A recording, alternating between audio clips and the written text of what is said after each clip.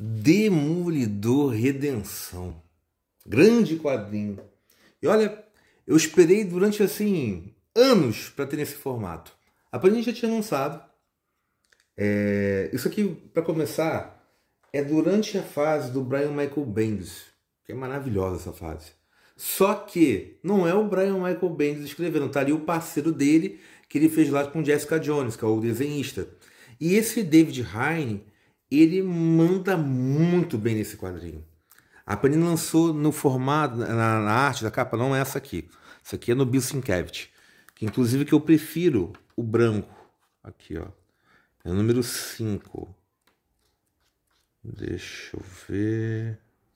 Aqui, ó. É essa arte aqui que a Panini fez. Que eu até prefiro. Bem limpa. E esse dourado aqui do Marvel Essenciais eu acho feio, tá? A coleção, os quadrinhos por dentro, mas eu não concordo. Eu prefiro mais a arte limpa, assim como já teve, né? Nos especiais. E colocar só o artista. Mas tá aqui. E por dentro o assunto é muito pertinente. Tem uma página que eu vou ler aí pra vocês, que é de cortar o coração. Aí você pergunta, aí, vale a pena? Pra caramba. Tô dizendo que eu queria esse formato, porque eu não gosto de papel jornal em si, não desse tipo de quadrinho, né? Quadrinho tão especial. Aí quero o colchê, quero sentir as cores, ele vai, olha só. É um quadrinho bonito, eu tava passando aqui. Olha só. No mesmo estilo da Jessica Jones do Demolidor. E do que se trata? Do que se trata é uma investigação. O Matt está justamente falando ali com uma estagiária que no meio da advocacia as coisas não são preto no branco. Tem tons cinzas. E se você for olhar para a humanidade, a questão de julgamento, realmente as pessoas não são boas e más, né? São as duas coisas ao mesmo tempo. Mas é claro que existem as exceções. E aí já começa uma mãe, ela acima do peso, né? Aí você já fica aquela figura, você já faz um juízo dela e ele trabalha com isso mais tarde, né? Aí ele fala uma coisa assim, uma sacada muito boa. Olha, ela sabe que ele não fez. Uma mãe conhece o filho, entendeu? Pode negar, mas por dentro tudo corrói. Isso já mostra um diferencial e um alcance no roteiro, né? E olha só. Um rapaz foi assassinado e tem um culto satânico, né? Aqui, ó. Que é a mãe aqui aparecendo. E ele tenta persuadir o fogo. Eu vou pegar durante a fala, né?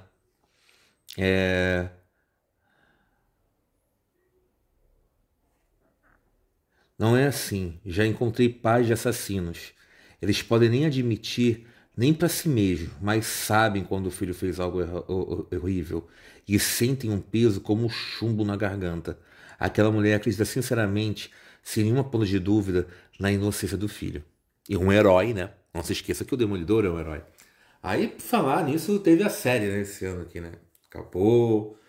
Aí, a série da Netflix a gente foi muito mimado, né? Aí quando voltou aqui pra Disney, eu falei, nossa, lá vai a Disney. Aí, pessoal odiando e tudo mais. E aí, gostou? Poxa, teve um momento que eu vi de novo o ator interpretando o Wilson Fisk, né? Emocionou. Falei, gente, olha só. É o personagem que eu acompanho, tá em carne e osso. Que ator. Só isso já vale. Só isso já vale essa interpretação da voz. Eu falei, gente, isso aqui tá muito bom. Só isso, só isso. E também nós temos um ator que é o Matt Murdock. Pega o Ben Affleck e você se convence ali realmente que é uma pessoa cega. É claro que tem alguns ajustes. Me lembra muito o filme do Hulk, do Edward Norton. Que o filme ele ia para um rumo, teve que desconstruir todo para entregar. Algumas vezes dá certo. Por exemplo, nós tivemos um caso do Tropa de Elite. Que aí tudo que eu falava assim, nossa, só no Brasil que se faz cinema assim.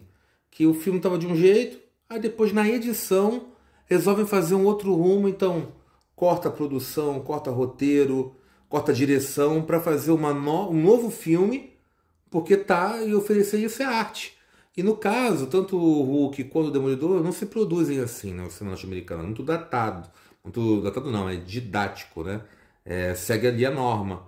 Então foram atrapalhados. O que, se você avaliar que foi, eu gostei, entendeu? Aí outros falam, por xingar, tá, é questão de opinião. Mas ver o personagem voltar, né?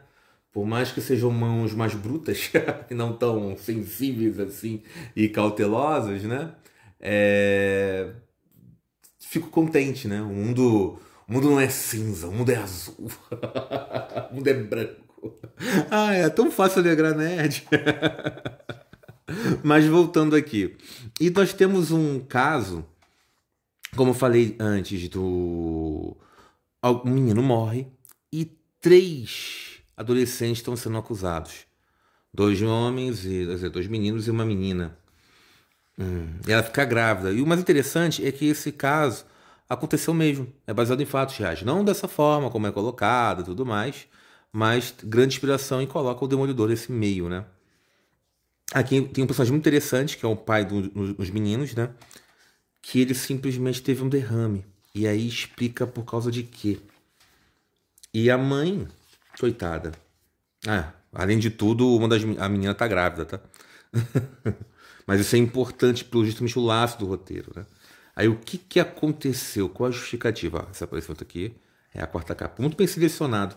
Vale a pena dizer para edição os extras, tá? Vou pular aqui para colocar no final. Vou dar cuidadinho aqui, ó. Tem o que aqui? Tem os autores. Poucas páginas, tá? Mas assim, aumenta o valor, tá? Aumenta o valor da publicação. Aí faz você se instiga, explica um pouco aqui com a linha de tempo, cronologia, e também dá instigação para você ver contextualizando e colocar um personagem, fazer as notas. É um serviço editorial legal. Só que o que acontece?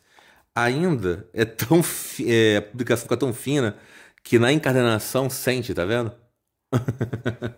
Ainda tinha que ter mais páginas, tinha que pegar uma daquelas Demolidor, alguma coisa, do Fogo, para ficar no formato correto.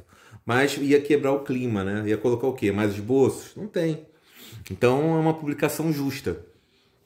E deixa eu achar a página que vai arrebentar o coraçãozinhos e vai, claro, que vai dar spoiler demais, né? Vale a pena comprar a publicação? Acabei de falar que eu demorei anos para ter isso nesse formato. Então vale sim, tá?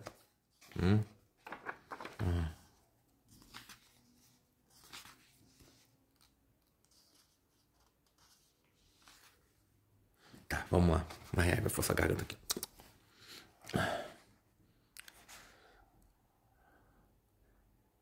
É do Velho Testamento? Sim, do Levítico, o livro das regras que devem reger uma sociedade temente a Deus.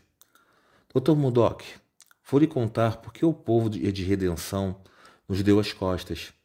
Mas não aqui. Quero que o Joel também ouça. Eu nunca expliquei. Mãe, você não tem que fazer isso. Eu sei, você sabe, Joey. Todo o povo de redenção sabe, mas ninguém nunca ouviu da minha boca. Por isso, vou contar ao Dr. Murdoch. Eu vou fazer isso. Depois você pode me julgar. Eu não julgo a senhora. Você nunca me olhou nos olhos desde o dia que descobriu a verdade.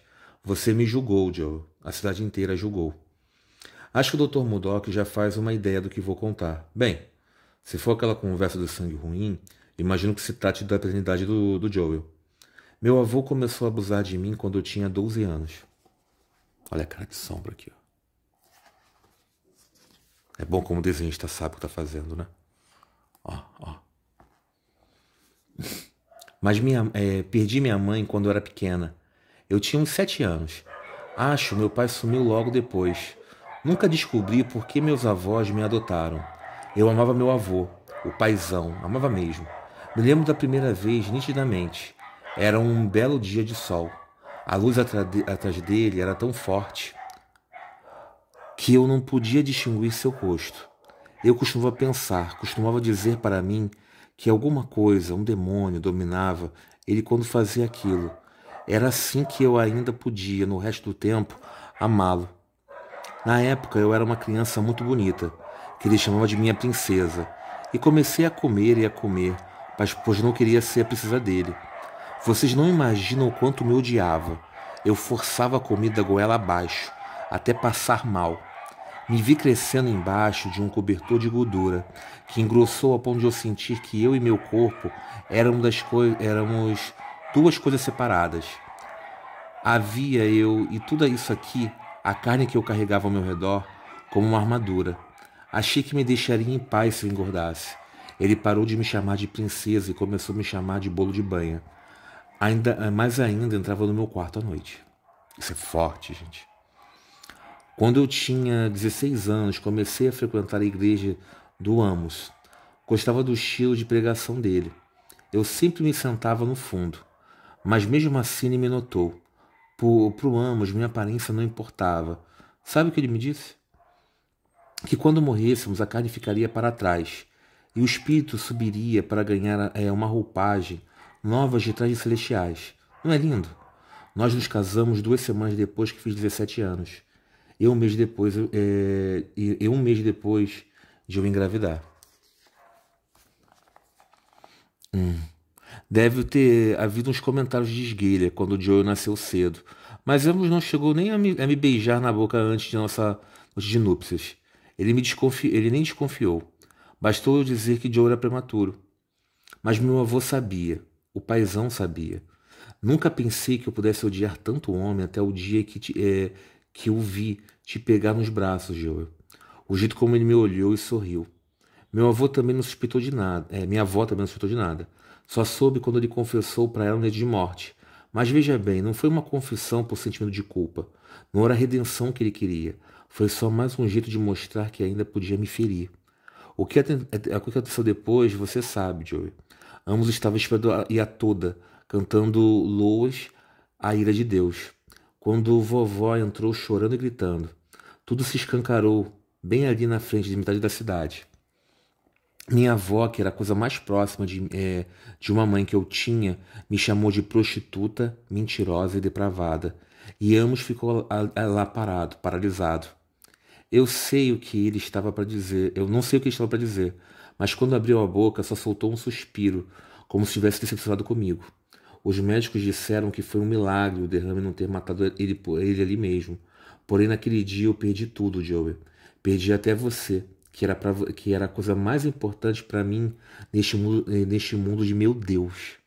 Não importa o quanto as coisas foram ruins, não importa o que o paizão fez comigo, eu não desejaria que fosse de outro jeito, porque o resultado foi você. Alguma coisa boa saiu daquilo, de tudo aquilo. Porra, só aí já valeu, né, gente? Só aí já valeu. Aula de roteiro, palavras, isso aí, você emociona, tá? E você tudo, e ainda mais que o filho tá na cadeira elétrica. Todo esse esforço para produzir vida e deve ser tirada. Triste pra caramba. Tá, é ficção, mas como acontece na realidade? Oh. Oh. Ah. E é esse quadrinho, né? E vai terminar de uma forma trágica também ali, mas tem um tom de beleza, né? A culpa, quem tem que se ferrar também ferra. Tem uma alegoria com o velho, até mostrei, com o cego, na verdade. E um quadrinho muito curto, 6 partes, mas que vale a pena e entra no hall do Demolidor. Eu coloco juntinho com a fase Bendis, tá? É como se o Bendis tivesse escrito, pelo menos isso pra mim. Por mais que o crédito fique com o David Hine. Ali o nível tava alto e você vai fazer um especial, mas tem que caprichar, tá? Não, tem que caprichar. Vou te dar um desenhista aqui, tá? Aí, não, deixa comigo.